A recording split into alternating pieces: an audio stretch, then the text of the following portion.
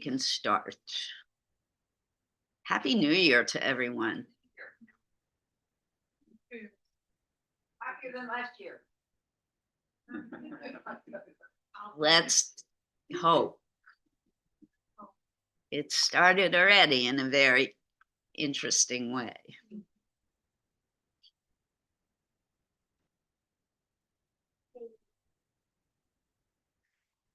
All right, good morning, everyone. Welcome to Art with Liz 2026. Happy New Year to all. Thank you to those of you who've come in person and those of you who are experiencing our class either online or live on Zoom. This class is available on YouTube. You can also access recordings of these classes on the library website as well as on YouTube. I want to start out by thanking the Hoboken Public Library for enabling us to have these fabulous hybrid classes that started way back during COVID. And I think they're just an extraordinary opportunity for people to explore, learn about, and do art in a variety of situations, both in the comfort of your home studio and here in the beautiful library setting. The advantage of coming here in person, of course, if you are able to, is that the library provides us with all the materials that we need to do our own creative work. And that is my goal this year, as with every year. I want you to feel comfortable and engaged doing your own art experimentation, discovery, and work. For me, the end product of what you create is less important than the action of creating. And what you learn on a personal level by making art is so important to everything that you do. For those of you who are in my age category, the process, the action of making art is essential emotionally, physically, and mentally for our health and well-being, particularly our mental acuity. There is so much science proving that the practice of art making makes you much healthier cognitively. So we don't get old quite as quickly, perhaps, but if you're lucky, you get older. That's the good news. Every month I have a different theme for these classes.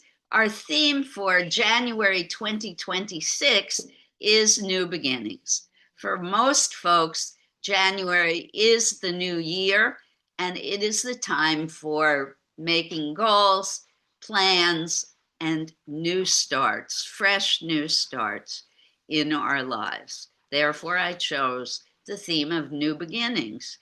And I have chosen artwork and artists for us to look at to inspire us that for me are maybe either artists who are unfamiliar to me or artists who I think will spark your creative impulses to try new experimental techniques or approaches or think in new and different ways, not just about your art, but possibly about the way you see things and the way you live your own life. I'm going to start, as always, by showing a slideshow of the artists I've chosen for this class, a slideshow of their work, and then I will be offering a project for you personally to do. Jen, I think we're setting up another table at the back, thanks to our wonderful librarian, Destiny. Thank you very much, Destiny. The artist that I've chosen for today is a man with just a wonderful name, I think. So that might get you pumped up just to begin with. His name was Rackstraw Downs. He Oh, sorry, is. He's still alive. I almost misspoke myself. Rackstraw Downs was born in 1939. He is a British artist, and he started out, so interesting to me, he started out as an abstract expressionist painter. But later in his career, he fell in love with realism. And he reminds me very much of a local artist. Those of you who are Hoboken residents for a long time, you may recognize the name Tim Daly. Raise your hand if you've ever heard of Tim Daly. All right. Tim Daly is a local artist, quite skilled, talented artist who's made a name for himself doing urban landscapes. And Rackstraw Downs is someone who's become quite famous for doing just that. In fact, if I'd been really organized, I would have invited Tim to come and talk about his work as well. I have in the past, and he's always been too busy to come, but I will keep trying. But I invite you not only to look up the work of Rackstraw Downs today, but check out our local artist, Tim Daly's work as well. Here we go. I'm going to start with a slideshow of his work. We're going to talk about it. And as I mentioned before, I hope that it's going to jumpstart you into thinking about what you want to make today. Robin, could you give me a thumbs up? Can you see what's on the screen? Perfect. Thank you so much. And now you can actually see the spelling of his wonderful name. How did it get Rackstraw? Yeah, I don't know. It's third name? Yeah. What does that mean? It's like John. No, it's Paul, second Rackstraw, name. Yeah, so it must have significance. Yeah, it could be a racetrack name, but I don't know. I don't have any information about that for you today, but as always, I invite you to do a little research. Bill, do you happen to know how he got his name? It's a good question. I have a catalog of his work at home. I couldn't find it. I wanted to bring it. I'm sorry. We have our friend and fellow teacher here today, Bill Curran, because he's a big fan of Rackstraw Downs. So thank you for joining us today, Bill. Rackstraw is a surname, so it could originate as a surname. It could have been his mother's maiden name, perhaps. It used to mean scavenger or street cleaner, from the word raking, gathering straw and debris. Did everybody hear what Ken said? It used to mean Rackstraw, cleaner. you're Street- raking the straw, so you have rake Ah. straw. Raking the straw. That makes sense. So that used to be a job, so people had surnames based on their jobs. Okay. People had the job of raking the straw. Is it, did you say it's an old English? It's from Middle English. It goes back to Middle English. Okay, it comes from Middle English. 300 years. Thank you. I love our researchers in this class. For those of you who are new, please know I am not an art historian. So always double check everything I say. I am an artist myself, and my information can be flawed. All right, this is very typical Rackstraw Downs. He is noted for his highly meticulous, detailed imagery from cities, cityscapes. He is a master of perspective. Those of you who are my veteran students, who remembers what perspective means? Can you put it into words, Eileen? No, I'm a visual person. Thank you, Alice. It means depth perception. Notice the way he has portrayed this bridge, the way it moves back into space. You really get a sense of depth of field in this painting. It's quite extraordinary.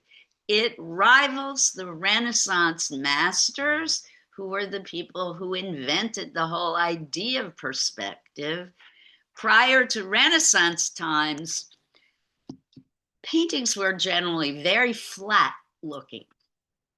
But once perspective was invented by the Renaissance artists, artists were enabled to create images on two-dimensional flat canvas or board that appear to be three-dimensional, with depth that moves all the way back into the background space of the painting or drawing.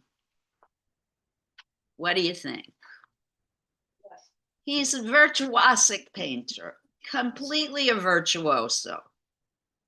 He works for many months out of doors. Au plein air, we call it. It's beautiful French for saying out of doors. He likes working out of doors so he can really capture what he's looking at. Like a photograph. It does. It does look like a photograph. You can see how he does the perspective. You know, like the things that are close are lighter or brighter. Like you look at that, is that bridge or? It's a bridge.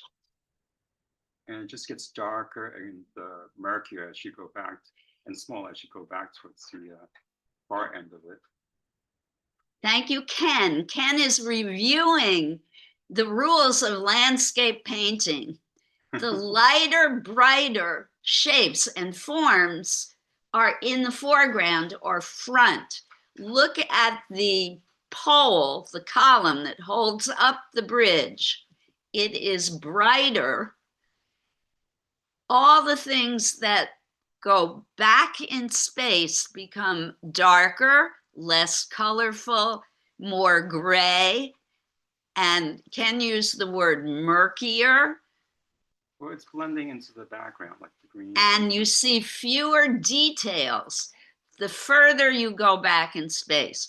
Notice that in the building closest to the front or foreground of this painting, you can see the windows. But as you go back in space, you see less and less detail in those high-rise buildings, correct? You can see fewer and fewer windows. And on the street level, you can see fewer and fewer lampposts as you recede further and further and back in space towards the horizon. There are lamp poles, but you can barely see them. Again, notice the trees in the front or foreground. You can see almost every leaf in the ones in the front, but as you go back into space, as you look down the roadway, there's less and less detail. The trees start looking very blobby as you get further back towards the horizon. So it's different from a photo because, well, I mean, photos can be, they can have different kind of focuses, sharp and blurry together. But the cars, they're sharper and more detailed in the corner when they're big. And then they become more impressionistic. The impressionistic paintings in the background. The rules hold true for every object in the painting. If you want to portray realistic perspective, everything in the front will have more detail than things in the back. And the colors will be more distinct, truer to nature and life than the colors in the back. The colors in the back will fade, the shapes will lose their outline and their detail. Moving right along. I don't know where this is, but this sure looks like the Passaic River in Newark to me. Yeah. Doesn't it? I mean, I look at this painting and I feel right at home. And it looks like a Tim Daly. Yes. I love This is really an amazing painting for me, again, because of the perspective. Guys, I value your opinion. If you want to dispute what I say, please.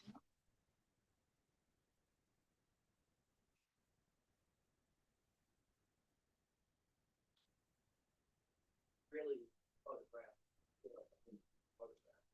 This one, to me, more than the first one even, yeah, looks really photographic. And yet, as you go further back towards the horizon, where the river meets the sky, where that little inlet of land meets the sky, things become less and less distinct, more and more blurry. You can see that they're there, but they're very fuzzy. There's a building on the right-hand side that looks like a power plant in Newark, too. You're always looking out for that, aren't you? But he's British, so I don't know. He could have done it when he visited here. He has moved to the United States for a while. He was an exchange student at the Hotchkiss School in Lakeville, Connecticut from 1957 to 1958. He did return to England and attended Cambridge. He was at St. John's College. He received a Bachelor of Arts in English Literature. And then when he came back to the United States, he studied at the Yale School of Art with, guess who? Alex Katz, a name we've heard before in this class, and we were just talking about him yesterday at the Multi-Center in our class there. He received a Master of Fine Arts in Painting in 1964. And as I mentioned previously, in the beginning of his career, particularly when he was in art school, he was an abstract painter. Realism was the furthest thing from his mind, but in 1966, he completely did a turnaround only 2 years after he graduated from graduate school, and he began working on this realistic style of painting. In 1964, he purchased a farm in Maine, and he began drawing the landscape. That helped him change his direction as well. That's right when he graduated from college, from master's degree program, from graduate school.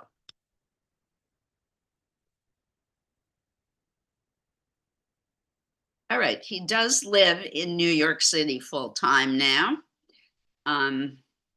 which I had forgotten. In 1965, he also moved to New York City and taught at the University of Pennsylvania, Parsons School of Design, and later at the Skowhegan School of Painting and Sculpture. So that could have been Newark, that painting we just looked at. I'm guessing it probably was. It really looked like the Passaic River. There was also the black thing that goes from dirty city to small. I didn't hear the answer. No, it's famous. Tim Daly paints it. Yes, who said it? Who said it? Oh, the Skyway, the Pulaski Skyway. Morning, Daniel. Daniel, we will make room for you. By Jen at the table at the back. All right, he's traveled widely and done paintings in Maine, Texas. Oh, and this I love. He painted the Donald Judd sculptures in Marfa, Texas. Esty, have you been there, or Heather? One of you? No. Someone in this class had been at some point. By the way, I just looked this up. He does the same scene in different seasons of the year. So it's interesting. It's the same trees. This one looks like winter. And then he has one where... This looks like a rest stop on the New Jersey Turnpike. But Ken just shared that this particular painting he's done multiple times in different seasons of the year, which many plein air paintings like to do, right, Bill? Yes. Bill is our resident plein air painter. He also paints out of doors all year long. This one has like very cool, very light, very white tones. And then Yes, you have very the- bright. I would guess this is winter. That's one where the trees have orange leaves, and it's like early autumn. And Oh, the lighting early is autumn. Much warmer. Everything is warm color. Even the ground is not that white. It's like this warm tone. That's true. It's kind of burnt out from the August dry season. There, this one to me is a photograph. I mean, every time I look at this, I think this cannot be a painting, but in fact, it is. Notice the extraordinary shadows that he's employed. He really pays attention to detail. Look at the perspective work in the concrete tiles, how they all go to the center of what I'm guessing is a monument in the middle. All the lines go right to the point in the middle, and that creates depth of field in this quite extraordinary I was imagining that painting. it's very large, but it's actually these are about like 13 by 40 inches. So not so big. 13 by 40 inches. It's like that. Ken has just It might started. be easier to make it that realistic if you're working with large, but it turns out it's not that large. Well, one thing about working small, this is interesting that you bring this up. The larger you work, the more room you have for error. So if you make a mistake on size variation, for example, it won't matter as much. But when you work small, you must be incredibly accurate in order for it to look so photographic. So the fact that he works smaller also makes him amazing to me. All right, I'm going to start whipping through here. I want you folks to, this is definitely, I believe, New York City, but who knows, I could be wrong. He's also a writer. Remember, he got his degree in English literature. He's written extensively on art. He's written his own books as well as critique work of other artists. And he received a Guggenheim Fellowship in 1998. 1999, he was inducted into the American Academy of Arts and Letters. And in 2009, he was awarded a MacArthur Fellowship, the quote unquote Genius Award. And in 1982, he was elected into the National Academy of Design as an associate member and became a full academician in 1994. The New York Times art critic Ken Johnson wrote that Downes paints beautiful pictures of ugly places, unquote. I actually disagree. I think urban landscapes are quite beautiful, not ugly at all. I love what I see in Newark. I love what I see here around me in Hudson County. But this is Ken Johnson. He is a critic, and that's what he writes.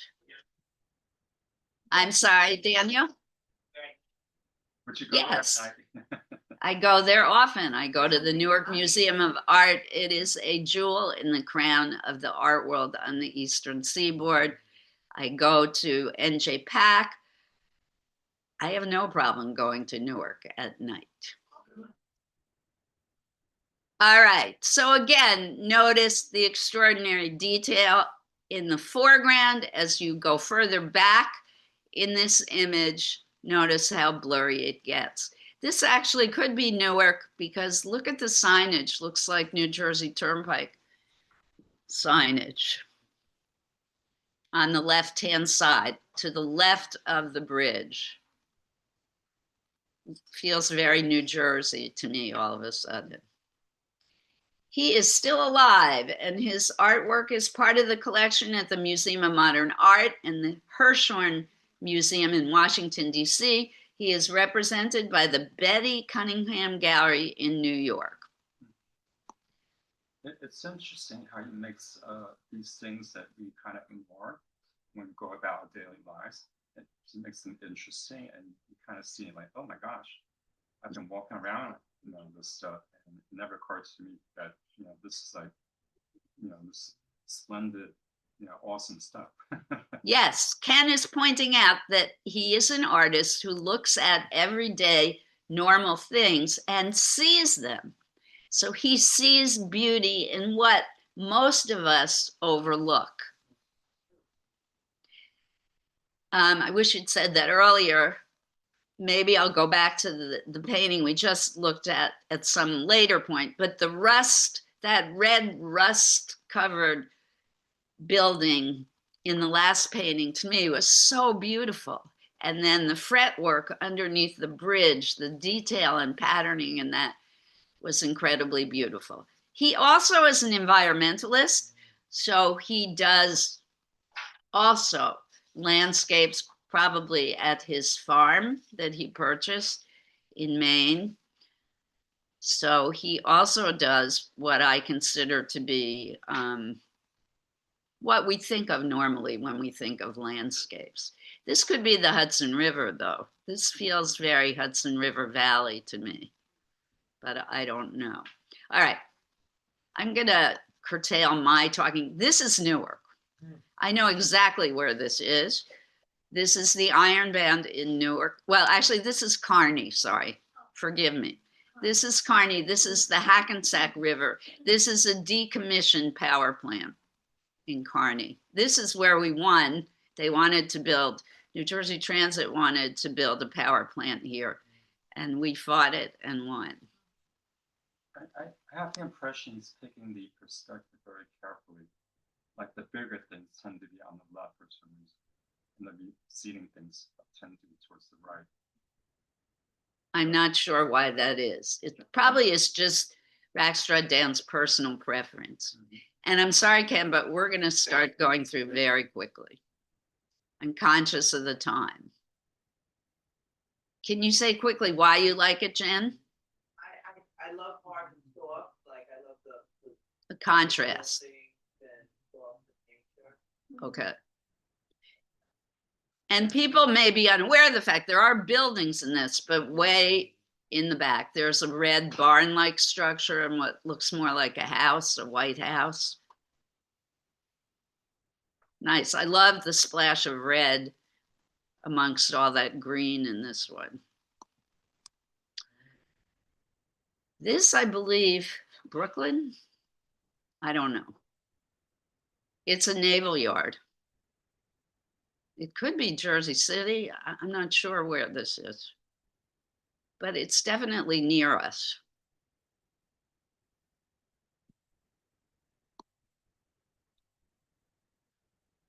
I know where this is. Is this Yankee Stadium? Wherever this is, I've been there. Hi, me too. I'm like, fine. That's the, I don't know where it is, but I've been there. Could be Newark. The previous one, that was a New York Convention Center under construction. Okay. Tell us later, Ken. We gotta whip through these quickly.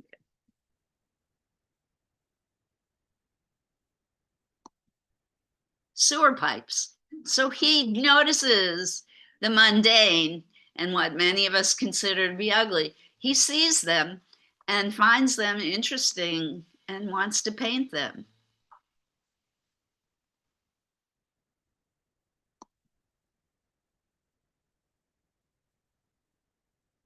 Looks like some kind of weather station.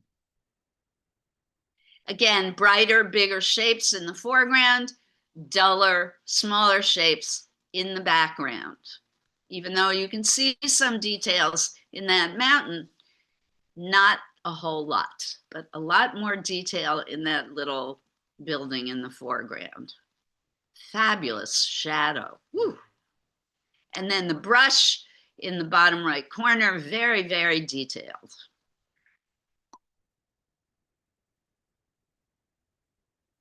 This is definitely Hudson River School kind of art. He has been influenced by people like Thomas Benton, the other Hudson River School painters. And that is the last image. All right. Any final comments before we move on to what we're going to do today? I'm going to stop the share then. Liz, this is Robin. I would just say the landscape when he goes into the Hudson River Valley. If that's very- where it was. Yes. Well, it reminds me also of that, and that is appealing. The other stuff is not appealing at all in any way other than what it teaches you about perspective and about, which is amazing. I mean, it's amazing, but it's not, how can you say, wouldn't want to be looking at that. You know, it's so industrial. It's so metal and things. But anyway, I mean, he's an amazing artist, and that he can switch from that to a more softer landscape and river and stuff is beautiful. So just, that's my comment. Okay, thank you. And you and I disagree on this. I think the industrial imagery is quite beautiful. Yeah. This is what I love about art. We all have different thoughts and ideas about what is beautiful and what is worth calling art. I have a quick question. What medium does he use? Aha, I don't know the answer to that question. Hmm. Is it oils? It's oils. Okay, thank you. And I will say this, those of you who are detail-oriented people and who like precision in your work and who want to make things look as realistic as possible in your work, and you want to work with paint and color, oil paint really is the best medium for achieving that. That is my personal opinion as an artist. That's interesting. Thank you. You're welcome. What are we going to make today? I want to get down to the fun part of this class. There are some new folks here today, and there are folks here who like review. Those folks, I'm inviting you to stay seated for a while, and I'm going to review perspective and how to recreate perspective in your art. Our goal today is to create a landscape, and because feelings are so strong about urban as opposed to rural landscape, I'm going to let you choose whether you want to do something bucolic and farm landscapey or a cityscape. And I have brought in all kinds of materials today, colored pencils, soft pastels, and acrylic paint, and all of the necessary equipment for them. Please, just a reminder for those of you who are here, we have new brushes, clean them well, and reshape them. Some are round tipped, some are square tipped. After you've washed them thoroughly, try and reshape them while they're wet before you put them back in the brush bag. So that's our goal today, to create a landscape. I would like you to do it in color. For those of you who've never done perspective or landscape, I invite you to listen to me do a little short lecture on the big screen about how to create perspective in your work.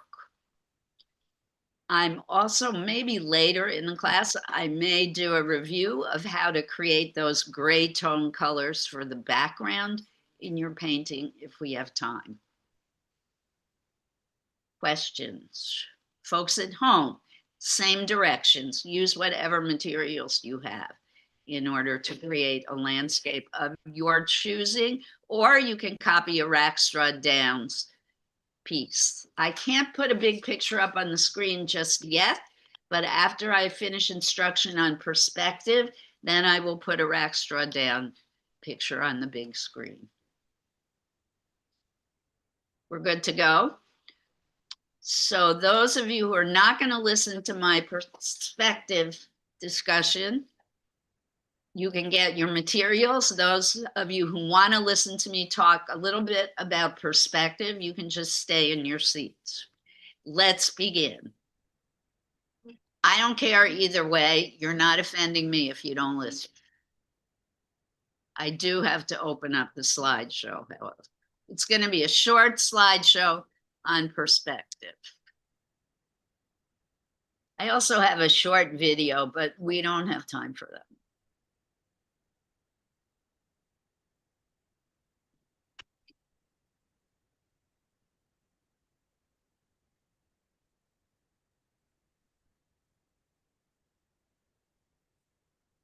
All right, those of you who are up and getting materials, I only request that you do so without talking for a few minutes so that everyone can hear. Oh, I did that wrong, sorry. I forgot, did I share? No, forgot to share.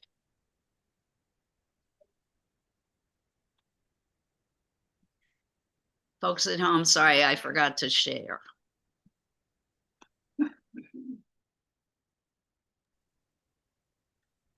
All right, Robin, can you see this? Thank you. All right, perspective. There are things called 1 point, 2 point, 3 point, 4 point. You can have many different points of perspective. But for those of you who are just learning this technique, I recommend that you start with only 1 point perspective. And here we go with the slideshow on this. It's very short and hopefully instructive. So what I'm showing you in this slideshow are more examples of artists who use perspective. This one is such a perfect example of 1 point perspective. 1 point perspective is when all lines in the picture lead to 1 point on the horizon. And in this picture, if you walk down this road, everything alongside the road recedes back towards the point on the horizon. So we call that 1 point perspective.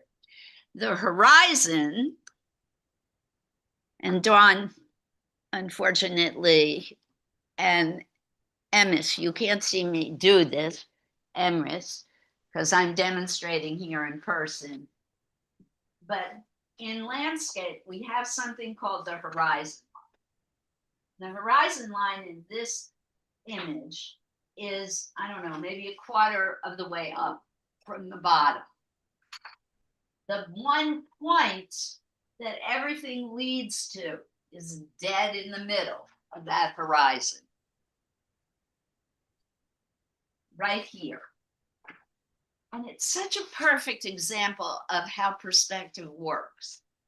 Notice how the trees in the front are so big that they run off the edge of the page. You cannot see the top of the tree, right? They are too big. And that's the way it is in real life. If you're in a forest and you're up close to a tree, you see the trunk, but you have to strain backwards like this to see the top. But as you move back in space, the trees get smaller and smaller and smaller until you can see the top.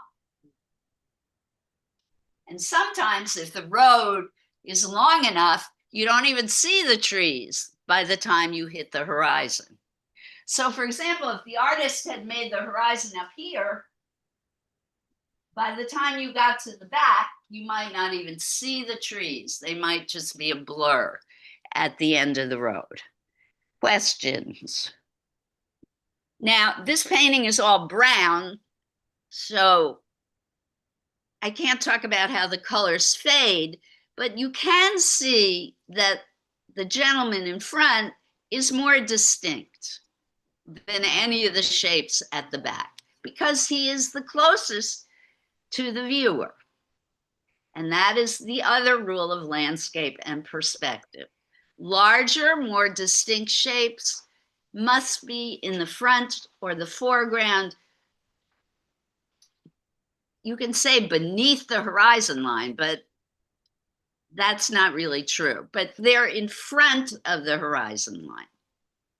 In the foreground, the front of the image. Questions?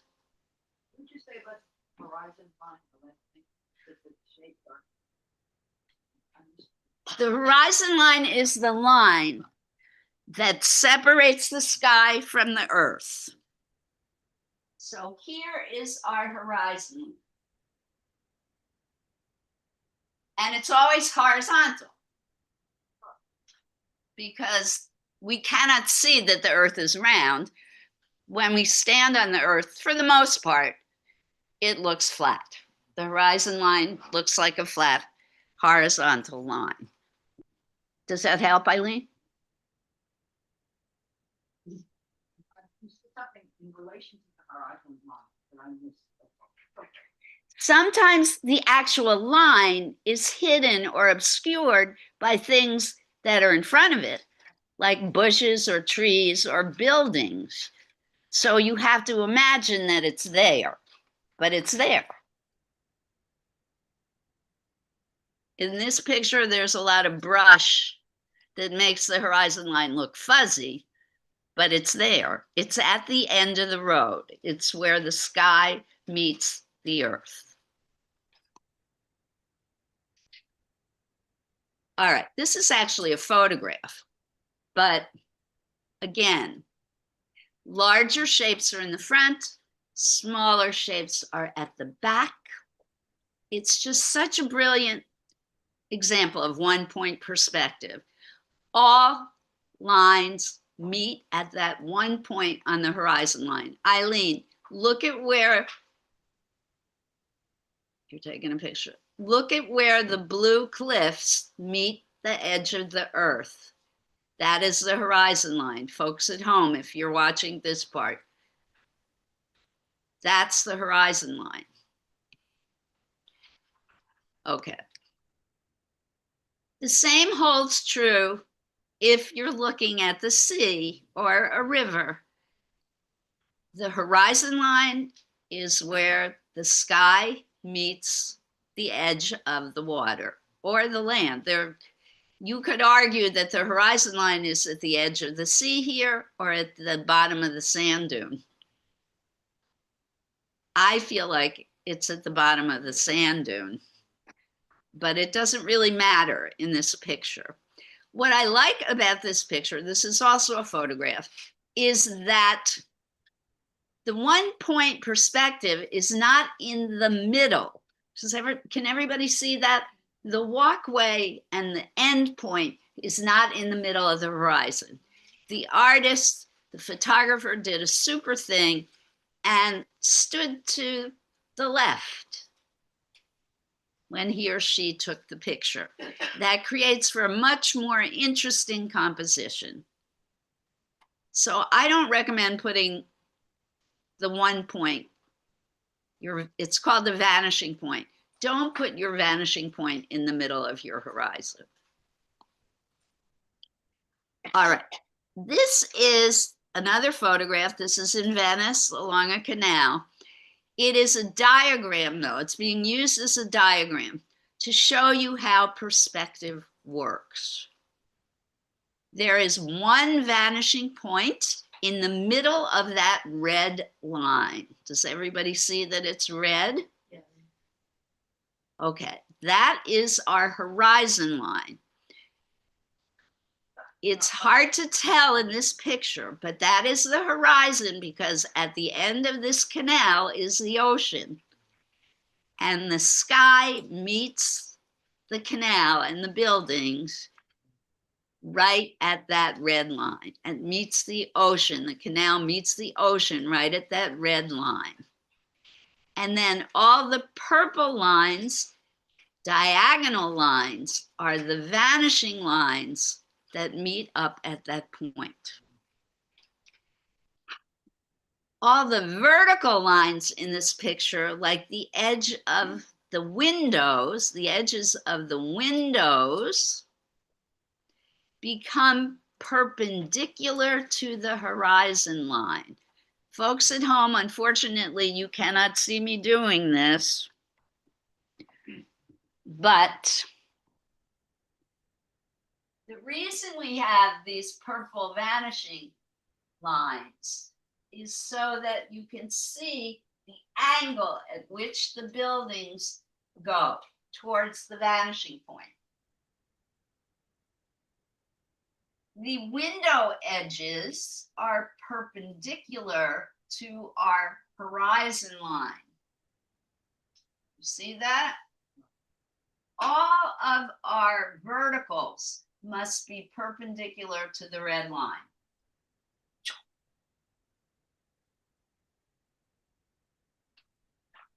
All of these are perpendicular to the red line.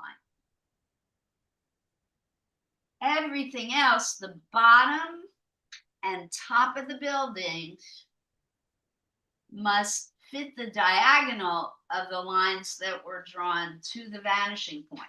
And you do them first. I'm going to demonstrate that in a minute to everyone. You can take a picture. It's very blurry if you get close though, Lisa. You have to back up. So this is confusing. I'm going to show it to you. It's the only way to really understand it. It's where it starts getting hard. This picture is another diagram. And by the way, you can find millions of these diagrams online. You can find YouTube videos that explain how to do this, millions of them. I love this drawing because look at the squares that run up the middle of the street. They all get smaller as you go back towards the vanishing point. The diagonal lines of the roadway determine the bottom of the building. Do you see that? So the angles of the bottom of the buildings,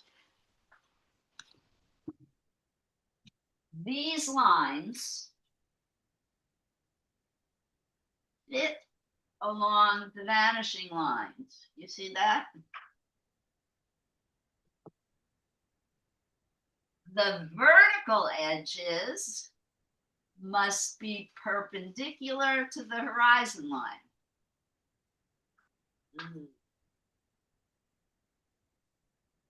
All the verticals are perpendicular to the vanishing line, to the horizon line.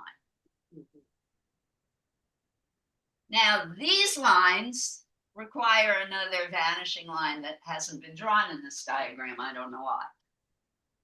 But they're easy to make.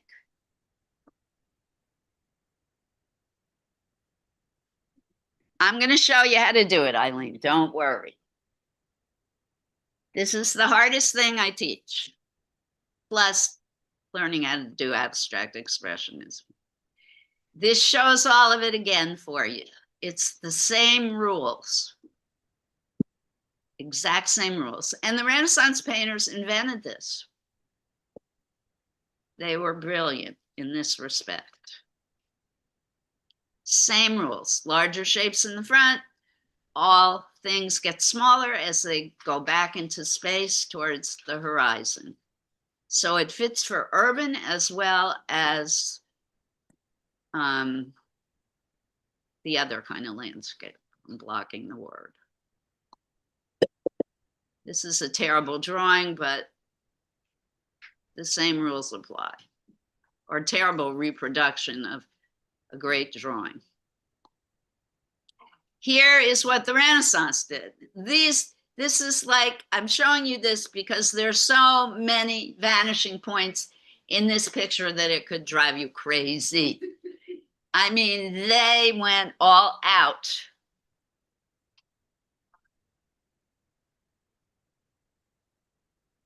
I can't even begin to calculate how many vanishing points, but there's only one horizon line. Can you see where it is? Yes, I think so. Where the sky makes it. It's like that. Right at the back of whatever this structure is, at the very bottom of those columns, all the way in the back. Over the bottom of the column. I'll tell you, I got confused though when I saw the background behind the windows, but that's what I originally. This Yeah. is the horizon line. How would you know? It has to be, it just has to be. Yeah, it just kind of feels right. And then look, all the vertical lines are perpendicular to the horizon. All of them. It's all mathematical, even these. But then the angles have to do with wherever this vanishing point is, probably about here somewhere.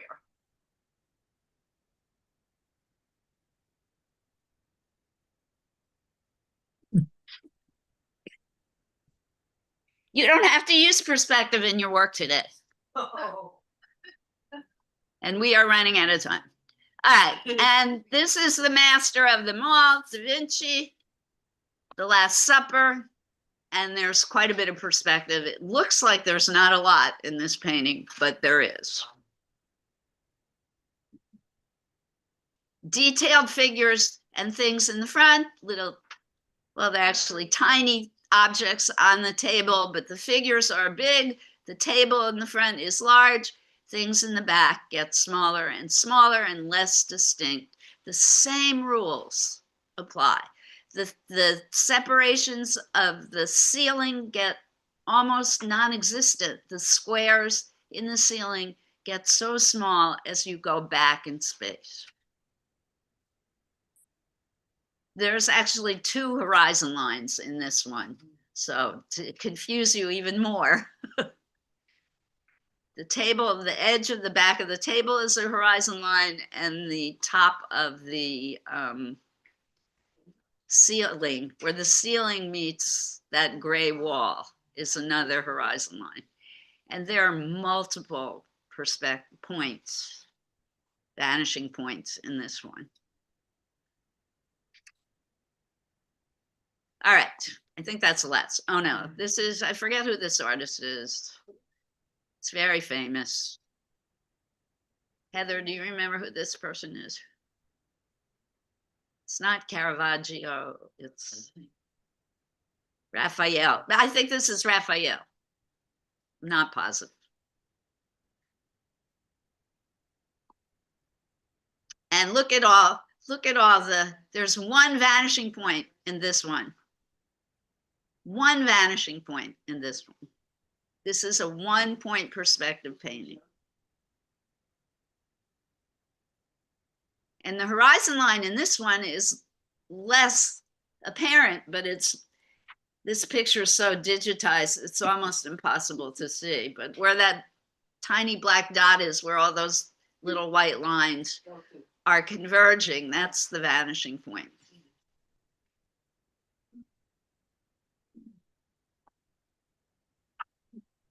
So it can be done, my friend. Oh, this is better. I forgot I had this in the slideshow. So that's your horizon line. It makes absolutely no sense, but there it is. And the vanishing point, there's one, it's in the middle. The composition, however, is asymmetrical. So this is just an extraordinary painting. And Rackstraw Downs uses these same rules and principles in his paintings. That's why they look like photographs. So these rules have been around for centuries. Okay, I'm going to whip through now because we are running out of time. Looks simple, but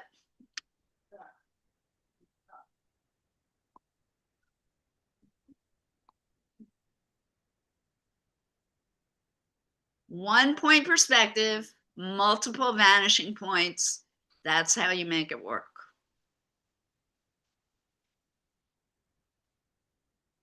This is the one you should take a picture of, Lisa. Lisa, take a picture of this.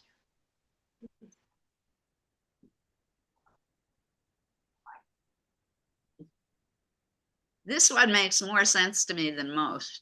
So if one of those blocks you went over there, can you just sort of rotate it a little bit?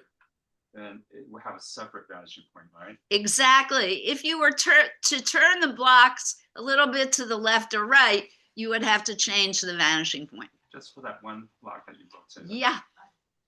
Yep. Okay. And the last thing I'm going to say, I never use this in my work. I hate it. You do start, once you learn it though, you start seeing it everywhere. Just walking around the city, you are going to see how this works. I'm seeing it looking at pictures right Yes. Now look at the edges of the boxes. The sides of the boxes are all what? The vertical edges of the boxes are all what? Perpendicular. Perpendicular to the horizon line. Thank you, Margot. The edges of the boxes are perpendicular to the horizon line. Doesn't matter about the top and the bottom. They fit the vanishing lines.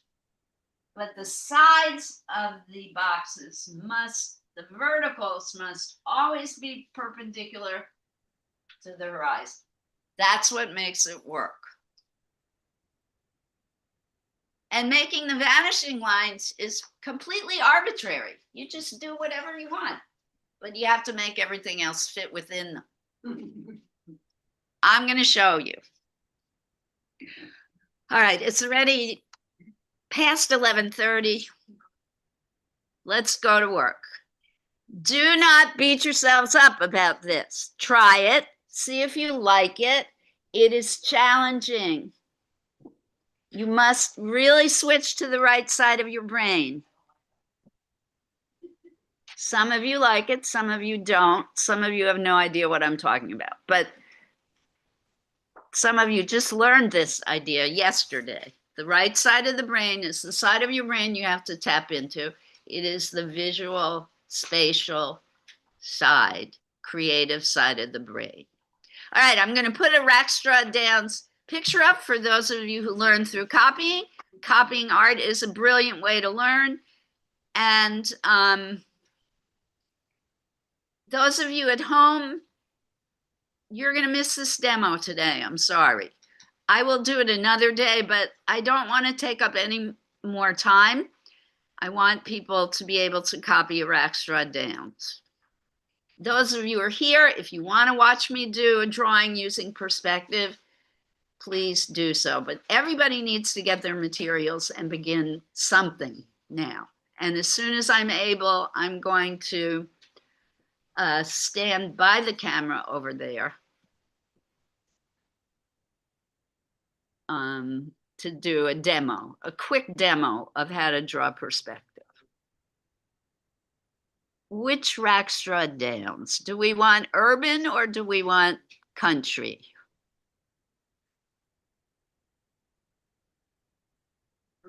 I didn't hear what you said. Okay, urban sounds like a winner. I think of all of them, this one might be the easiest. It's, to me, the least detailed, although the perspective in it is challenging.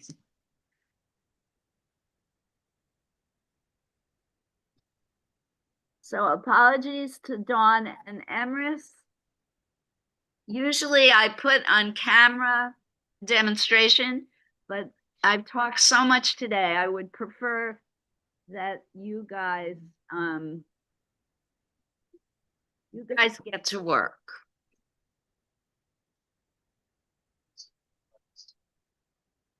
I forgot to open this up.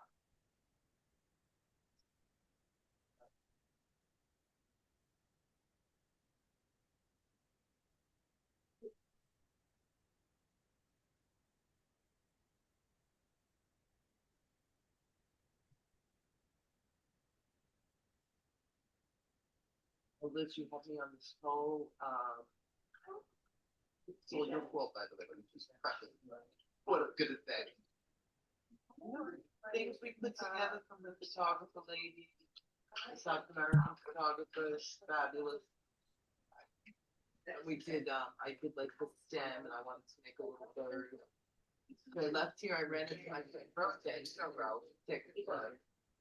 running things, and I'm like, I don't know how to make like a little bird. He goes, paper mache. So I said, okay, that's like a good idea. Perfect. But I have no sense of size or perspective. I have a really hard time with that. Or scale. I'm listening to you. I've got to get paper and stuff to get ready to show. And Um, I went, it's turned now into, wait, I'm probably show you.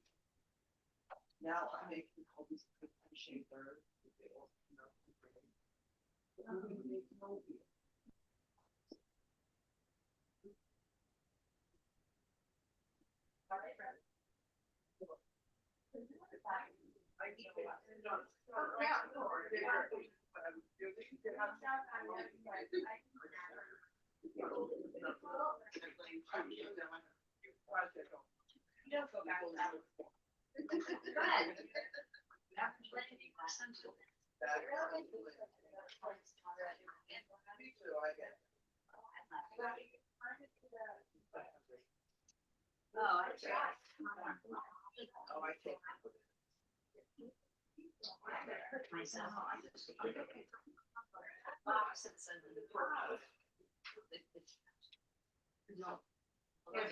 There are new pencils here and we have a pencil sharpener.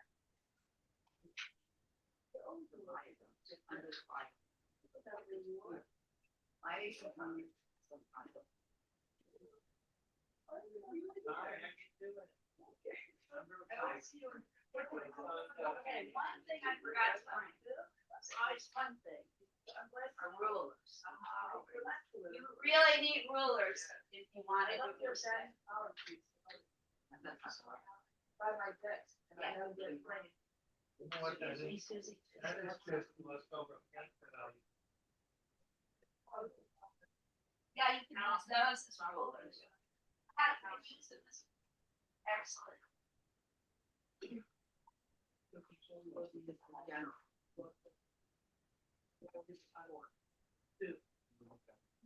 All right, those of you who want to see me draw just in perspective, remember I hate. I'm not good at it.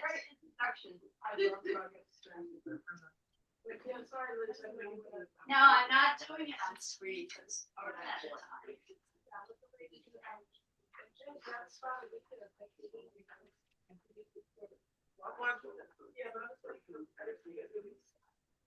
Okay, demo starting now.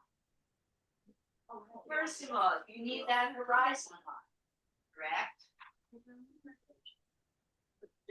I don't like the bullet in it. I think that's bored. So I'm gonna do more like graphs right down. So I'm gonna do it, take the water and go way up. Even if I brought rulers today, I don't have any that are big enough, so I'm gonna use another piece of paper as you want to keep these lines that I'm making, keep them very light and pale, because you may erase them later. You may not need them. Have your horizon line. The next thing you must do is your vanishing point. The vanishing point, remember, is where you want everything in space to go back to. It's going to be the last point that your viewer looks at in your picture, where things are going to be the smallest, almost invisible. There were artists that we looked at who put the vanishing point in the middle. No, not for me. Boring.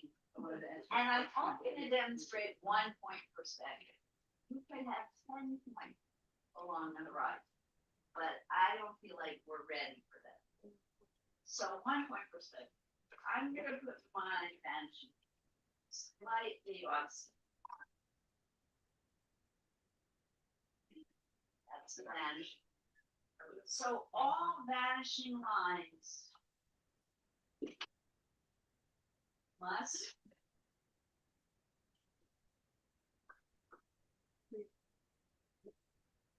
originate from this point, all of them. Make them wide, you can make them skinny.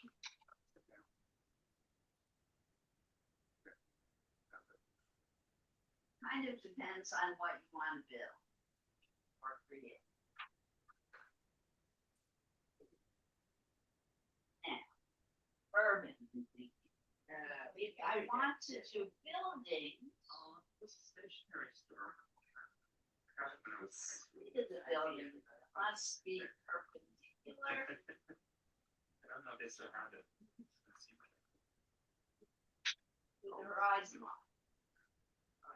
All my verticals must be perpendicular to the horizon line. This is perpendicular, like this. Right? This piece of paper is perpendicular to this piece. This piece of paper is parallel. Right? These are parallel. Perpendicular is when like that. All right. So we establish the sides. Now, in order to create the top and bottom of these buildings, we have to make more vanishing points. More vanishing lines from this one point. And this can be totally arbitrary.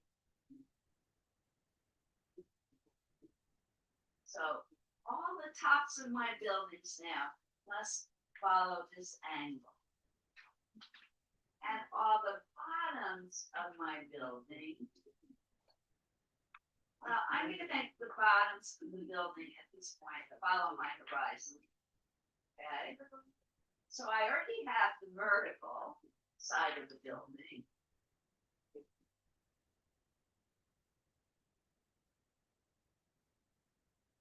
This building is gonna be very tiny. Why? Because it's right at the vanishing point at the horizon. More buildings, like this is a city scape, are gonna get increasingly larger as I move away from the vanishing.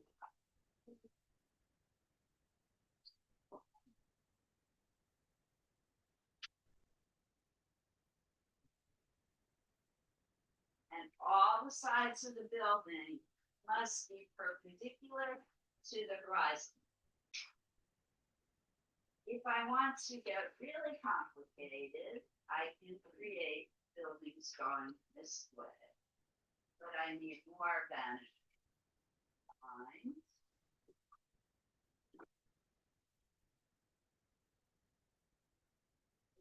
See, I get confused. Okay. So if I have buildings below the horizon line running this way, correct?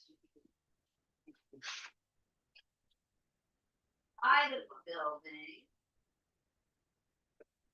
must be perpendicular, first of all, to the horizon line.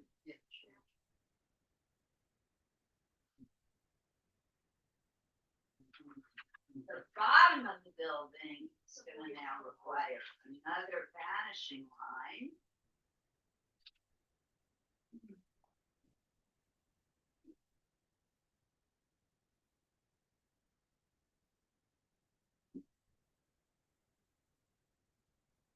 Dark, so the sides of the building must be perpendicular to the horizon line. And I know that they are. You can see how I'm laying my ruler perpendicular to the horizon line.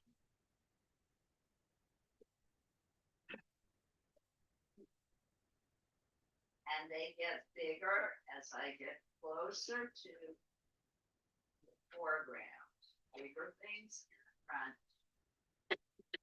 smaller things. That won't work. This last one has to be a very big building. The top of the building is going to require another vanishing line.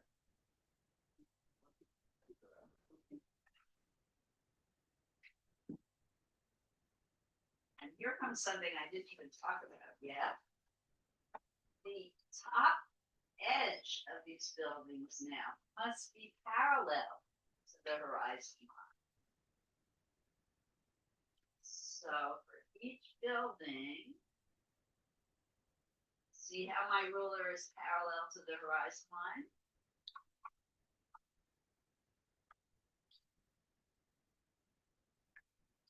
Parallel to the horizon line for the top edge.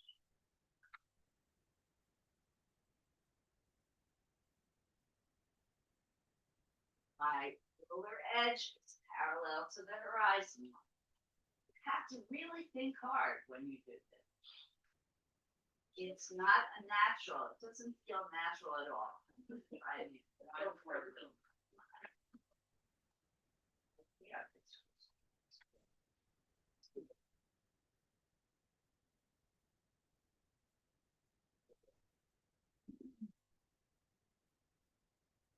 in reality, that couldn't exist. Why? That's it. The vanishing line would go. It wouldn't, but we're gonna do it. So I can show the top edge of these buildings must be parallel to my horizon.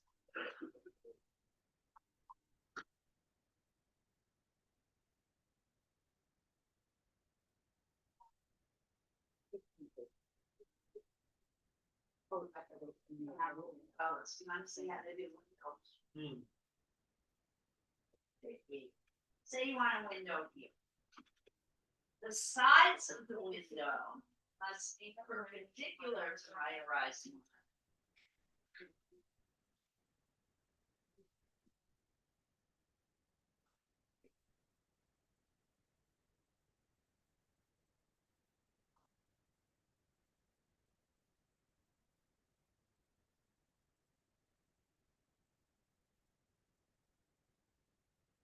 I think the Renaissance artists got so good at this, they could just eyeball. They use measurements. But the top and bottom of the window must be parallel to the vanishing.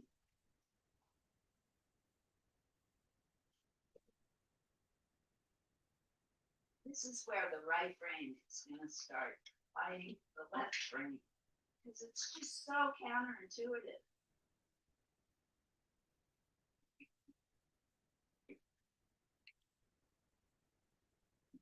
Brain doesn't kind of accept this the way things are.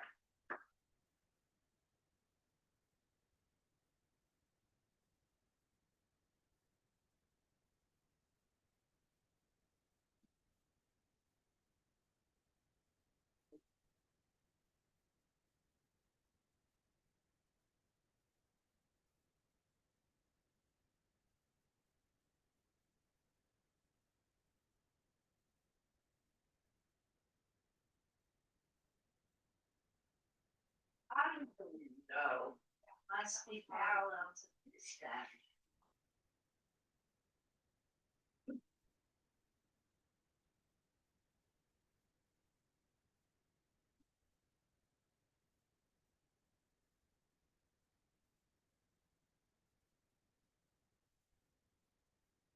Have to keep making adjustments. Very large.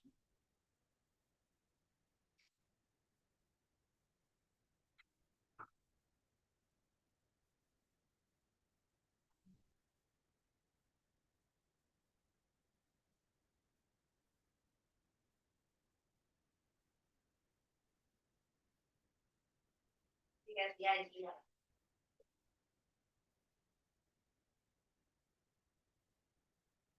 And I did it wrong the first.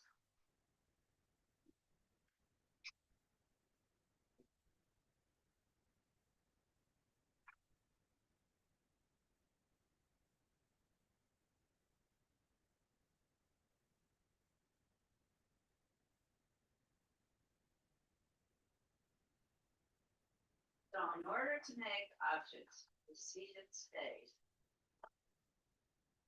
have to keep measuring just perpendicular, parallel,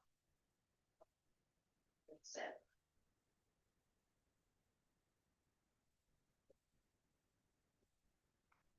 It's a lot of work, but it works.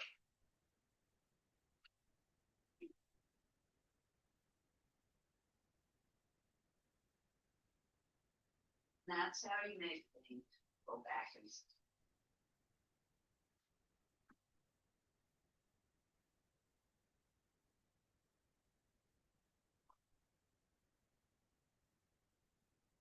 Try it. If you like, you don't use it.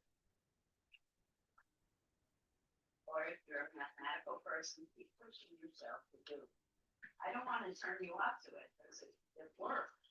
Well, I'm not a mathematical person. But look at my point. You see my point? That's a big one. Where that sign is. The point So the horizon line is here. Yeah. Let me see what you say. Like right at that point. Right at almost at the bottom. There's like a little square building. You know, where I would put the vanishing point on it. Just be arbitrary. I don't know where I would put it. Because there's so much going on in this picture.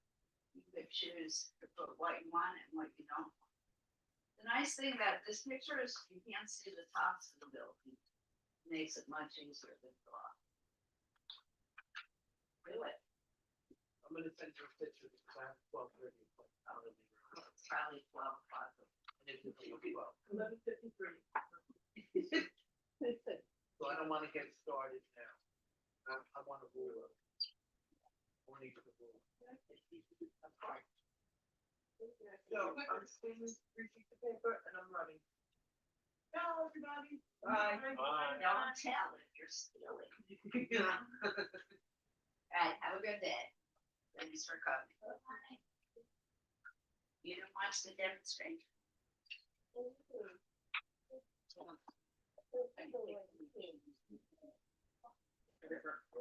Which is why I didn't put it on your videos anymore. But I'm okay. No, I'm really pushing you over the edge. Thank you. But look what I found. I'm not. I love perspective. I take it all the time with my camera. This is not. This is in Bayonne, New Jersey. I find it everywhere. Well, that's right. It's a good one to try too, because pretty much everything goes back to that one. I know.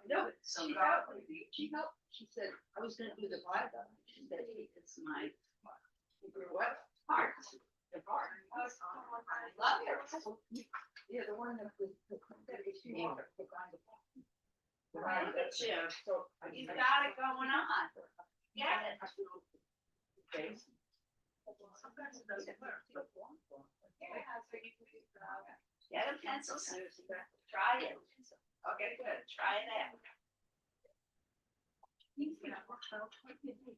you looking at a video? Yeah. Also, concentrations in the next one.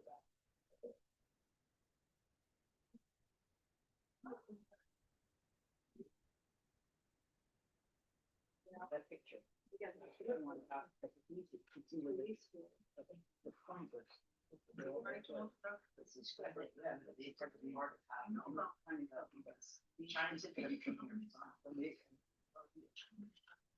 Does not say this horizon line. I forgot to mention Fairfield Porter and their relationship. So Ragsford Downs had a relationship with another artist we talked about in the past named Fairfield Porter. And he wrote books with Fairfield Porter and helped edit Fairfield Porter's book. I would say that horizon. I don't know. Your guess is as good as mine. Yeah, that works. This is snow, right?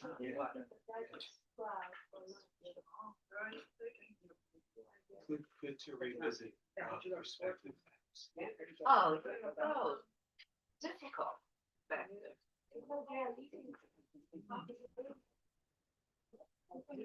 Do you remember that I made it a matter of choice for you to listen to me today?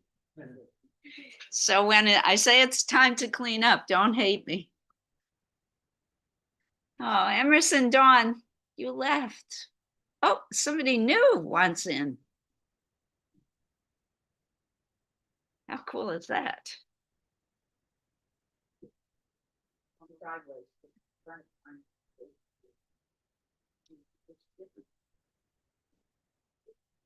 I also wanted to do a review on how to mix gray. And we just completely run out of time for that.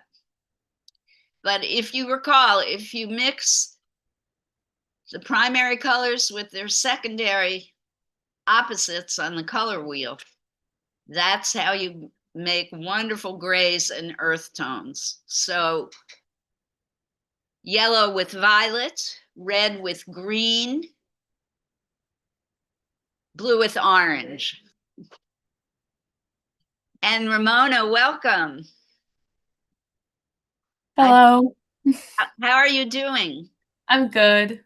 I am Liz. Welcome to Art with Liz. Unfortunately, we only have about 30 minutes left. We are going to actually clean up in about 15 minutes, but we were looking at the art of Rackstraw Downs.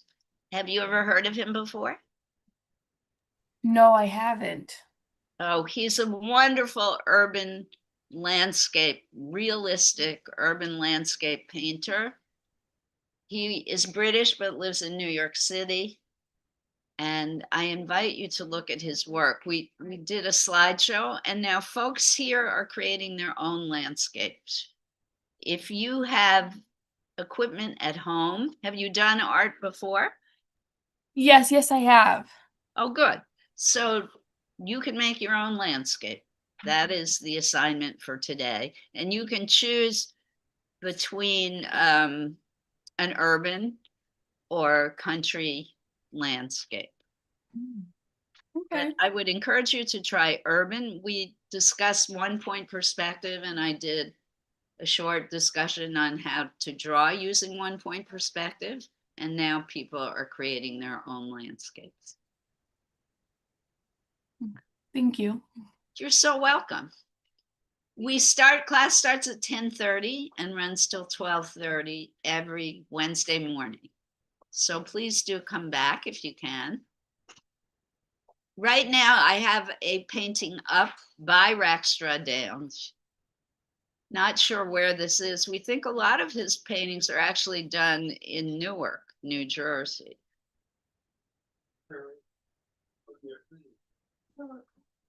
But he is a resident of New York. I mean, this could be anywhere in the New York metropolitan area. Are you from this part of the world?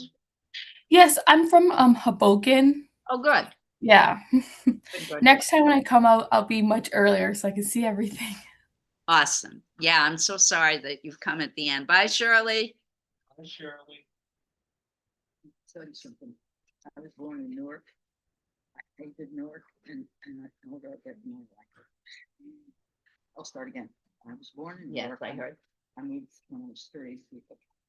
She's so big. Oh, yes, you've told me this. And I always hated Newark. And now I'm learning more things about Newark that I never knew. Not only with you, but other people. Yeah, my father was he born in Newark? I think so, in Wequahic. He went to Wequahic High School. My uncle lived there. He might have been born in New York, and then they moved to Newark. My father, grandfather, my father's father had multiple businesses, all of which seemed to not go very well So what happened? in Wequahic. He kept opening new businesses. He had a dry goods store. Then I guess he did hardware, which I don't know how that's different from dry goods, but I think dry goods, it's more like home. Yeah. Goods. Yeah, it's like a. And then he had a Scanner. hardware store. So he was, an entrepreneur, but things did not always go well for him. It was the Depression. Yeah. Well, also, My grandparents, both sides came from Newark. My great grand, anyway, they all came from Newark. Newark made this state the great state it is today. Oh, Without Newark, Trenton, all the- Jersey City, all the- Camden, all the ones that are the worst, except Jersey City, yeah, right? they're not. I know, The worst. I know what you mean. Yes, In people's minds. they've been neglected. Yes. Well, I mean, people have such. Sure, and dumped on. There's There's some some people have such environmental, people have such, sacrifice them. such prejudice about the place without even knowing that you've been there. Right. Right? Right. Well, in his book. Right. Oh.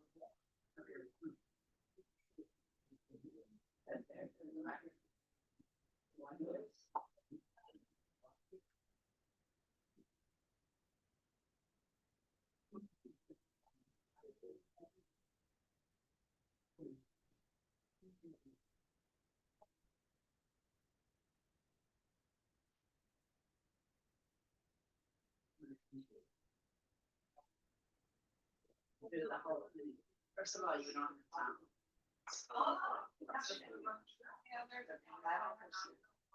Very good. Very good.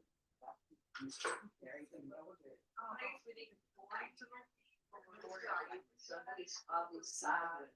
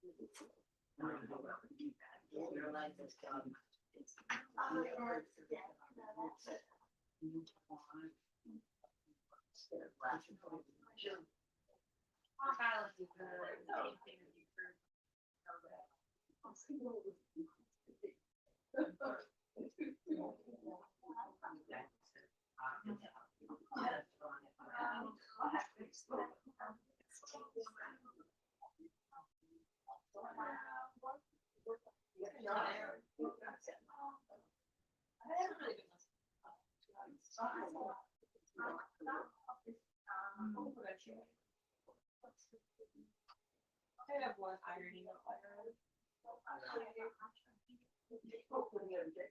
Oh, I haven't even done it.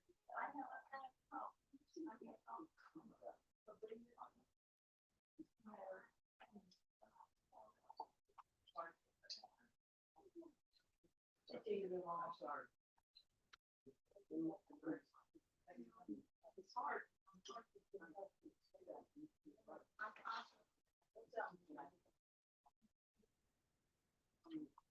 Like 20 starting.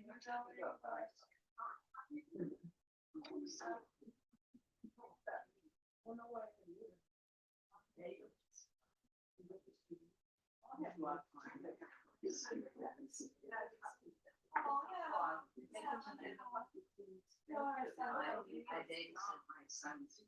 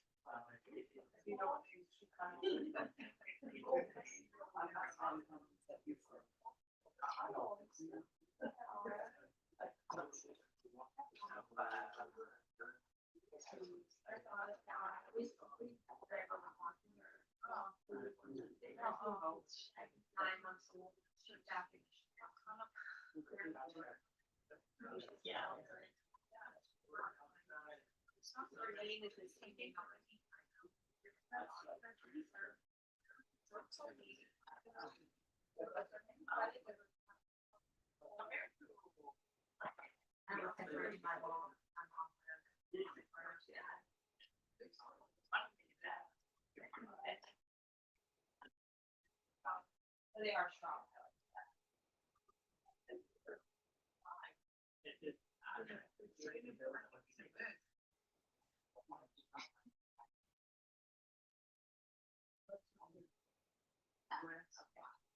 You don't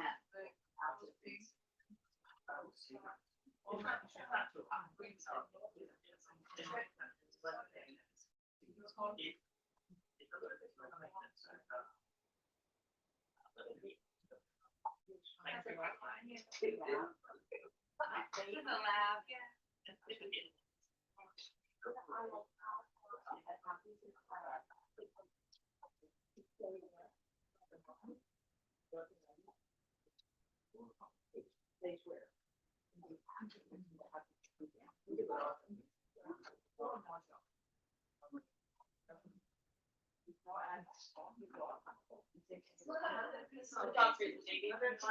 Look at it again.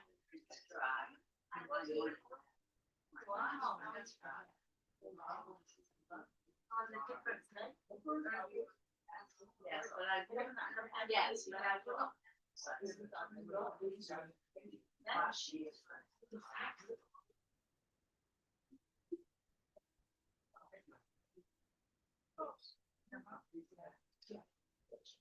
Oh, you like the sewer? Yeah.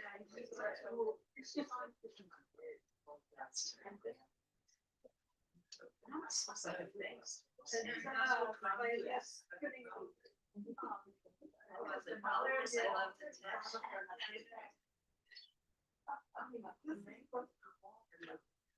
like.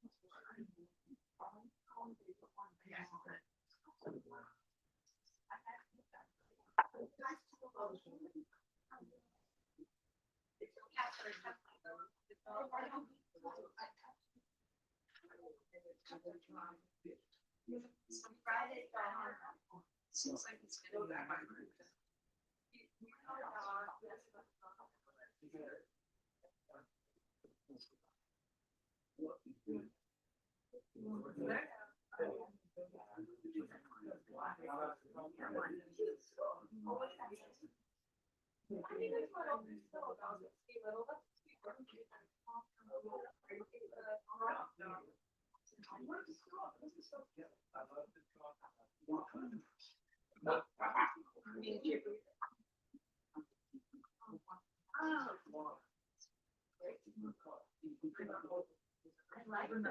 like the school.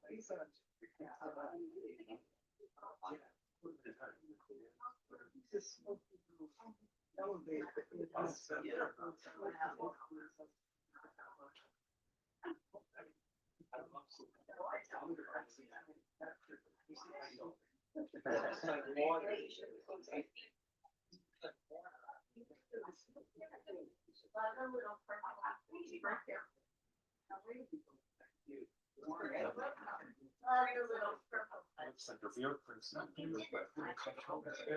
This is so good. You did it. The only thing.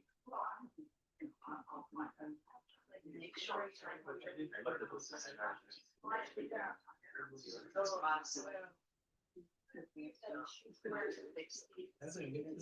Space, not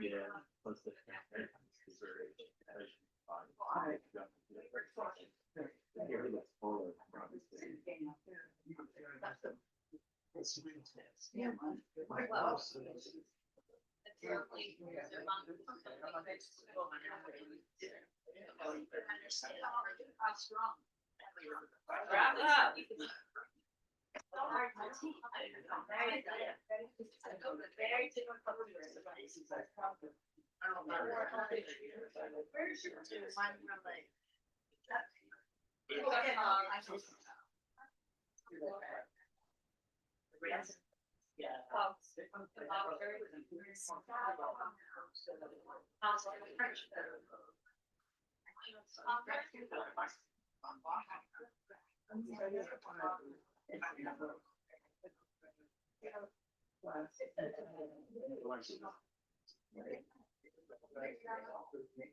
Very difficult.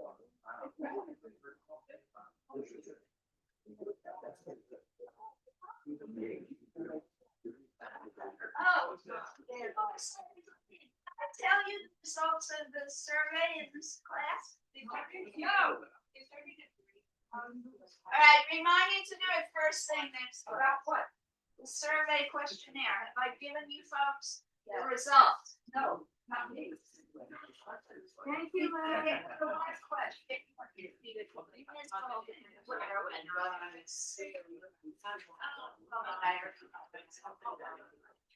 The results, I'll say it now. Listen up. So, I'm sorry, Bill, can I make an announcement? So the results of the questionnaire, for those of you who have not heard yet, they were all over the place. But the two number one things that you want me to really push this year, the number one thing was figurative drawing and portraits. The number two thing, realistic figurative drawing and portraits. The number two thing was landscape.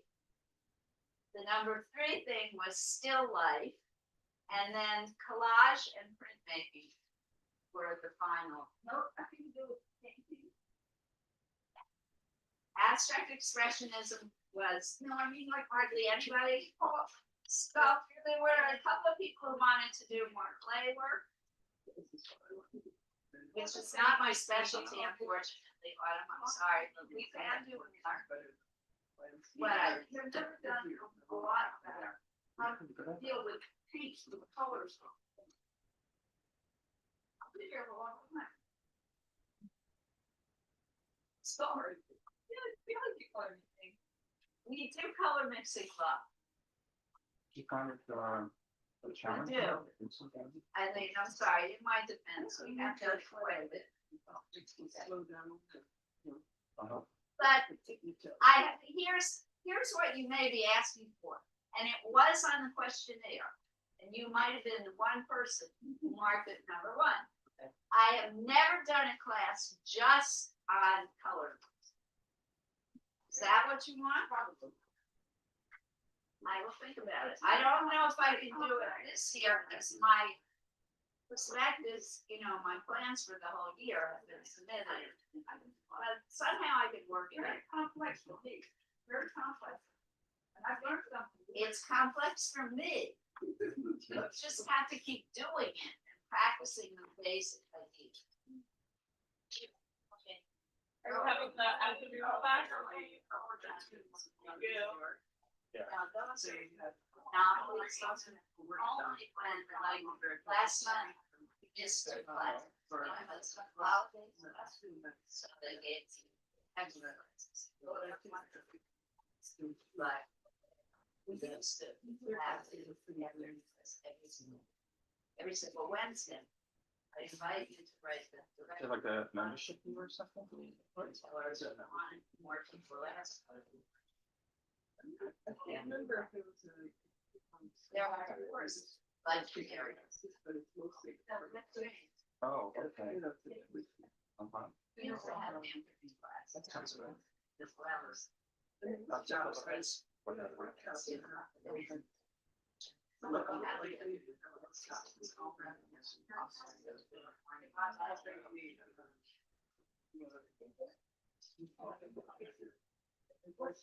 think we have to clean up, correct?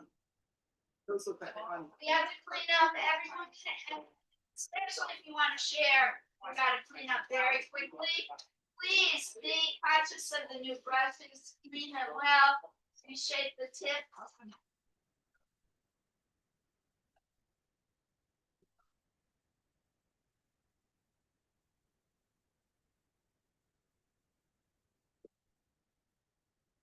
But we must clean up now, I'm sorry. Judy, this is that. Why don't you kind of share what you're. I kind of started it. Even if you don't like it, you have to fight. It started, it's just sort of my inspiration.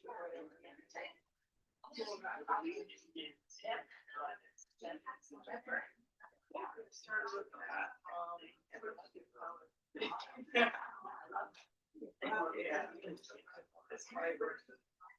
Finish it, speak, please, so I can see. This is fantastic.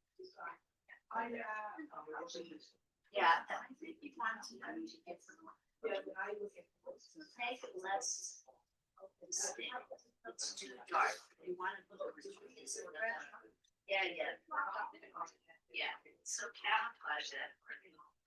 What you did on this side is excellent. Okay, very nice, very good. Well. Yeah.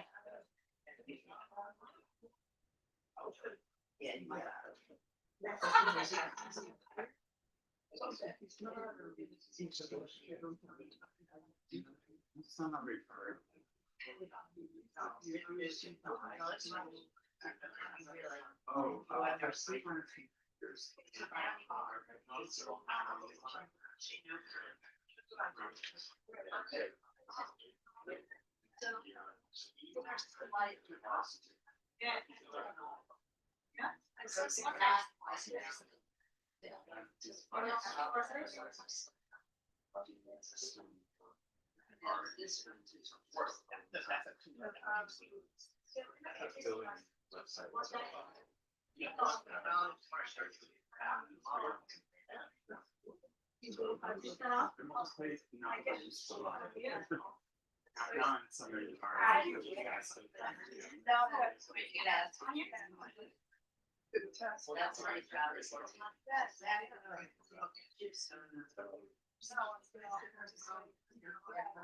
Yeah, I had a first-time job during the. Because the rest of us. Claire.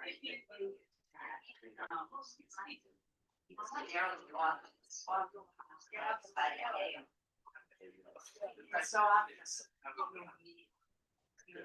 don't think you're everything's wrong. Did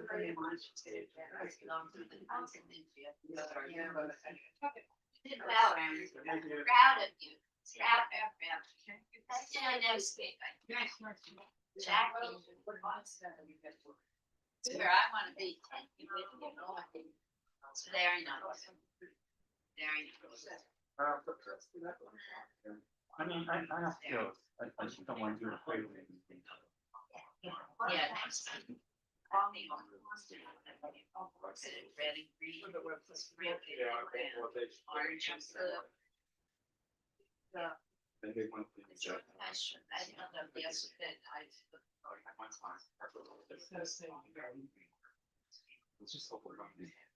I added a little bit. There we go.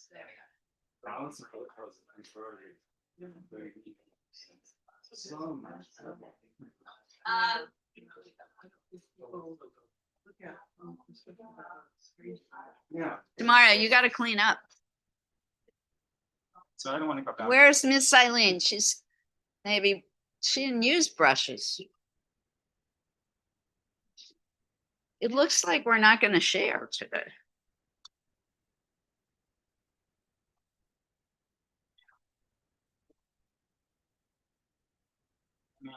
Unfinished. Sure. You want to see that? Bye, Judy. Well done.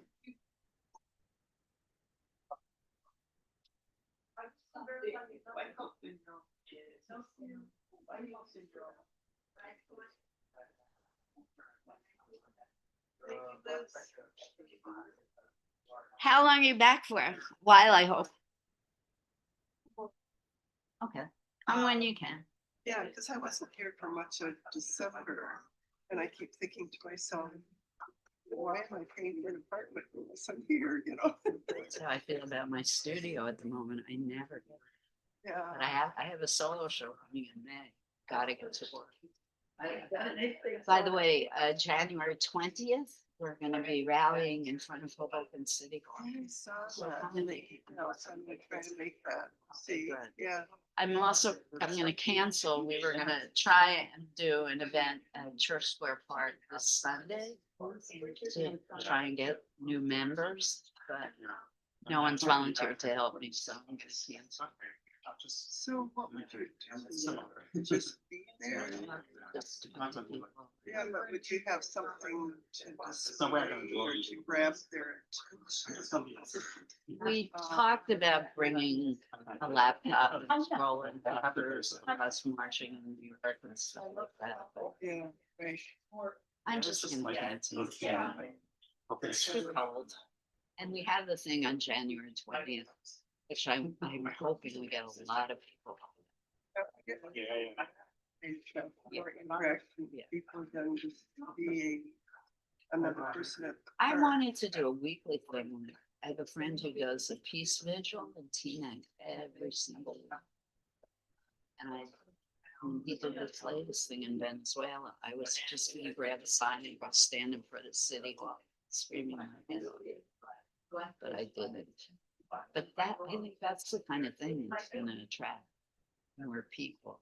Is if we had some kind of a weekly that I just don't have the wherewithal to. No, I think that we have to follow the money. If we could, target the different things to do. Yes. businesses, Oh, absolutely. That's probably more effective than just protesting. At least I'm hoping, because boycotting a whole bunch of stuff that I am and I'm not. I do it when I'm asked to do it, and then sometimes there are certain things yeah. I just have to get quickly. And freaking Sometimes you Amazon. have to get a whole bunch of people to do it once to make it really Yes, effective. those I definitely, when they call for that boycott for a single period of time, I always do those. Right, because that's when they. Bye, feel- tomorrow. Well done. Yeah. See you That's next when week. they feel it more.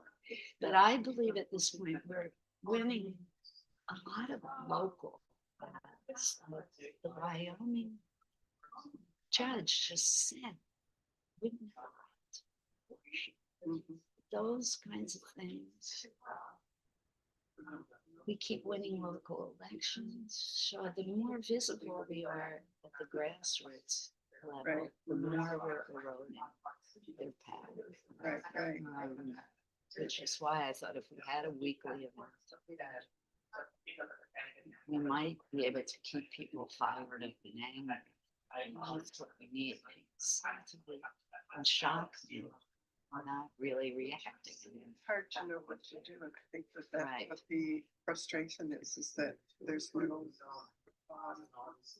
focus to, and There's so many. again, yeah, you have to, like I say, have an organized purpose. Like, I'm in favor of, supporting, You know what? fire We're defense. being. um, So folks at home, we are winding down here and it doesn't seem as if people want to share today. They're busy in conversation. I am actually going to say goodbye until next time. Thank you for coming. As I always end each session, art on. And see you next week for more new beginnings in this year of 2026. Goodbye. Thank you for coming. Similar to his. Do art, see art, make art. Take care, everyone. Be safe. Is this your own photo or? No, it's a photo I took. Bye-bye. From, one of those photos, like maybe a Whole Foods on 14th Street. Oh,